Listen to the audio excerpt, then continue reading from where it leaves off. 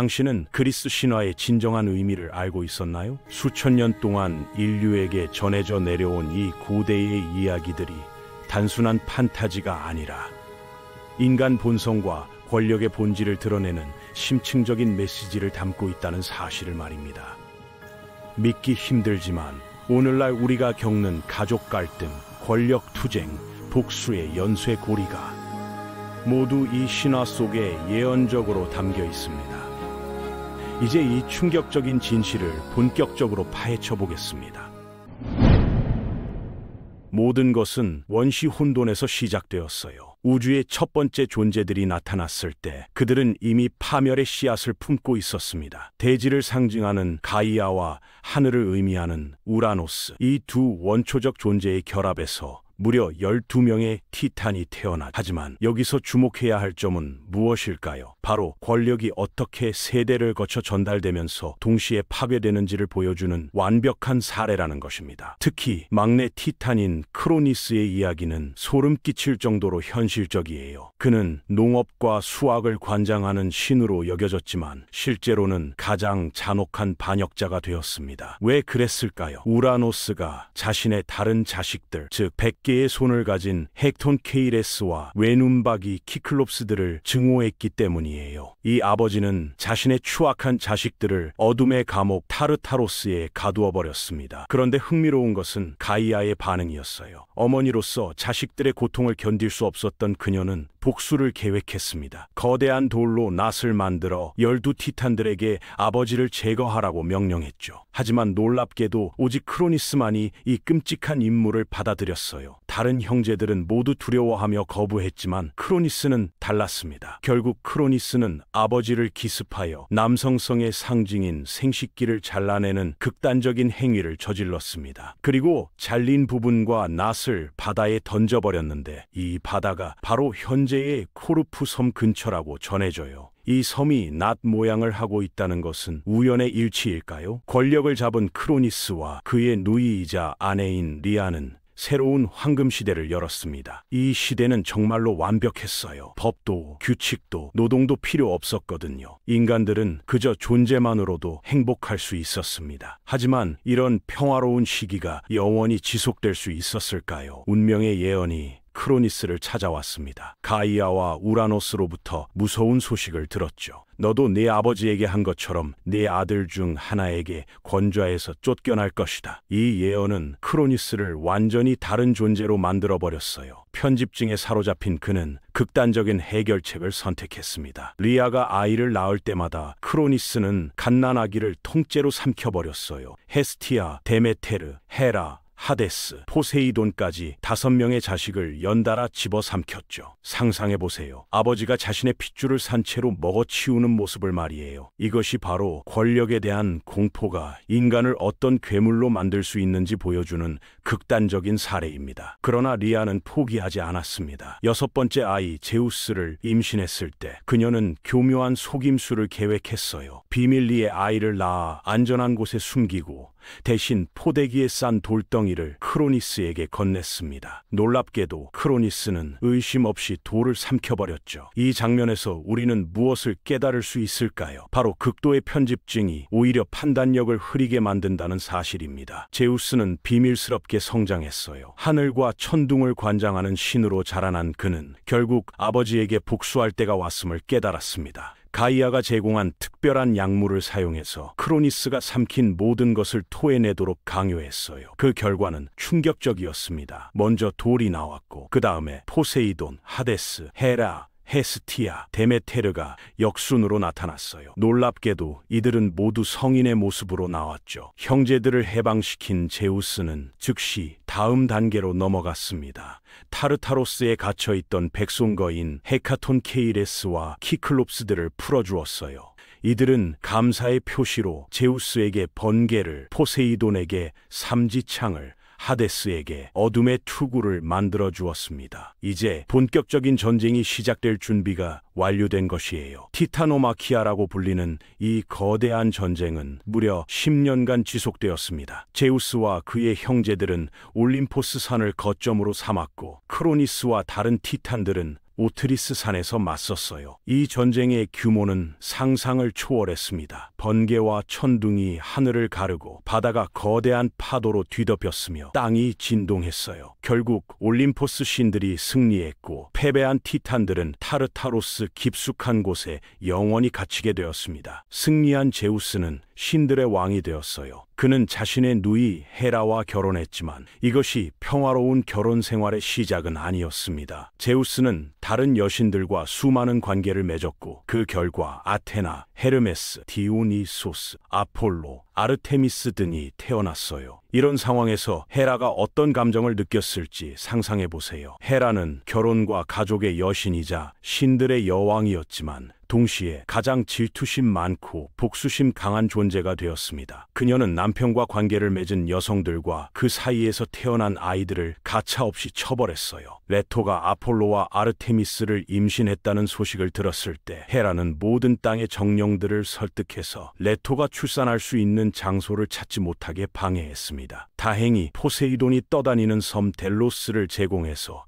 쌍둥이 신들이 태어날 수 있었죠. 헤라클레스에 대한 헤라의 복수는 더욱 잔혹했어요. 갓난아기였을 때 뱀을 보내서 죽이려 했지만 신생아 헤라클레스가 맨손으로 뱀들을 목졸라 죽이는 바람에 실패했습니다. 나중에는 그를 광기에 빠뜨려서 자신의 아내와 아이들을 죽이게 만들었고 이 때문에 헤라클레스는 유명한 12가지 과업을 수행하게 되었어요. 포세이돈의 이야기는 또 다른 차원의 교훈을 제공합니다. 바다와 지진, 말을 관장하는 이 신은 무서우면서도 복수심이 강한 성격으로 유명했어요. 크레타의 미노스 왕과의 일화가 대표적입니다. 미노스가 왕위 계승의 정당성을 증명하기 위해 포세이돈에게 도움을 요청했을 때 포세이돈은 아름다운 흰 황소를 보내주며 이를 제물로 바치라고 했어요. 하지만 미노스는 황소가 너무 아름다워서 다른 평범한 황소로 바꿔치기 했습니다. 포세이돈의 분노는 상상을 초월했어요. 미노스의 아내가 그 흰 황소와 사랑에 빠지게 만드는 끔찍한 저주를 내렸고 그 결과 반인반우인 미노타우로스가 탄생했습니다. 이 괴물은 인간의 살을 먹으며 크레타 섬 지하의 미로에서 살게 되었죠. 약속을 어긴 대가가 얼마나 참혹할 수 있는지를 보여주는 완벽한 사례예요. 아테나의 탄생 과정은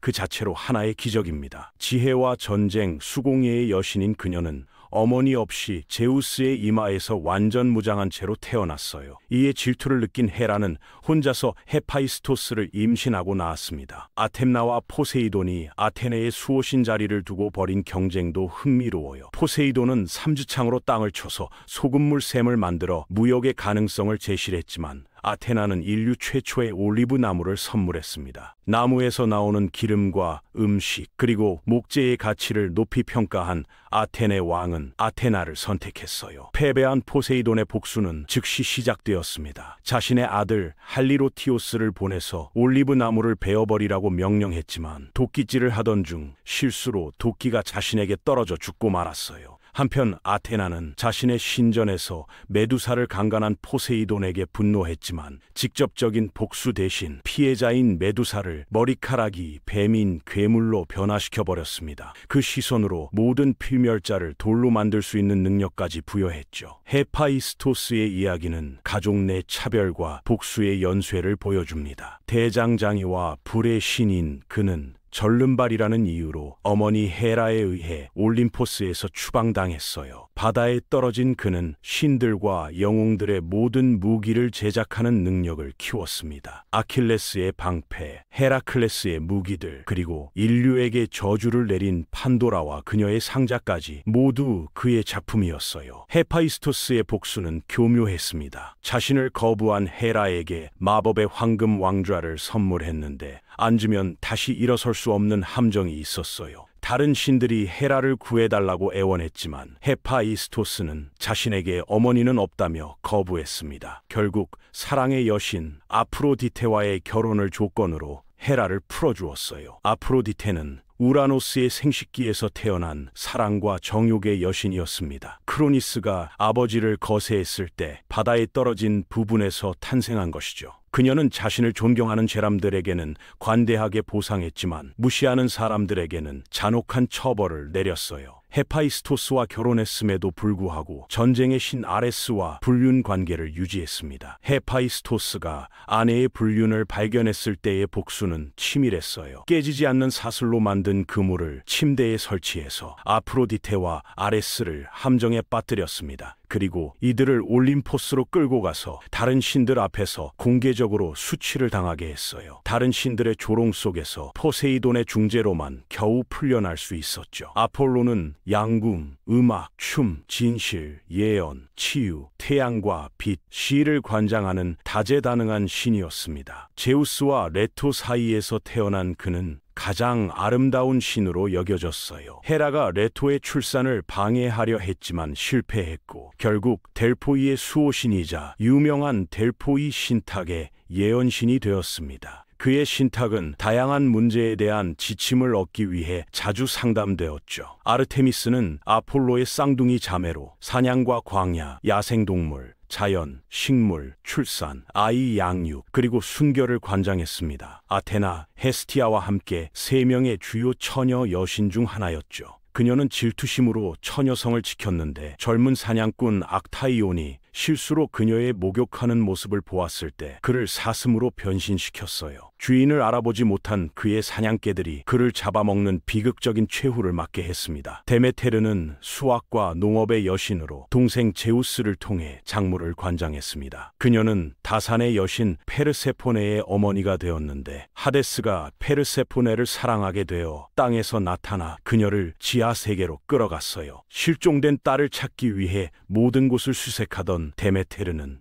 하데스가 딸을 지하 세계로 데려갔다는 소식을 듣고 절망했습니다. 농업의 여신으로서의 의무를 소홀히 한 데메테르 때문에 지구는 치명적인 기근에 빠졌고 아무것도 자라지 못하게 되어 필멸자들이 죽어갔어요. 제우스는 하데스에게 페르세포네를 어머니에게 돌려보내 세상을 구하라고 명령했지만 페르세포네가 지하 세계의 석류를 먹었기 때문에 완전히 돌아올 수는 없었습니다. 결국 그녀는 1년을 어머니와 하데스 사이에서 나누어 보내야 했고 이것이 계절 수만을 설명하게 되었어요. 데메테르가 페르세포네가 없는 겨울 동안 식물을 자라게 하지 않기 때문이죠. 하데스는 죽음의 신이자 죽은 자의 영혼이 머무는 지하 세계의 왕이었습니다. 그는 수동적인 모습으로 묘사되었고 결코 부정적으로 그려지지 않았어요. 그의 역할은 종종 상대적인 균형을 유지하는 것이었죠. 자신의 신하들이 영역을 떠나는 것을 엄격히 금지했고 누군가가 떠나려 하거나 영혼을 훔치려 하면 매우 경로했습니다. 지하 세계에 들어가는 유일한 방법은 벳사공 카론에게서 통행권을 얻는 것이었어요. 그는 영혼들이 돈을 지불하면 스틱스 강을 건너도록 도왔습니다. 이런 이유로 그리스인들이 죽을 때 대부분 동전이 눈에 얹어져 함께 묻혔어요. 돈을 지불할 여유가 없다면 스틱스 강 기슭에서 영원히 기다려야 했죠. 강을 건너면 영혼은 지하 세계의 문을 지키는 3개의 머리를 가진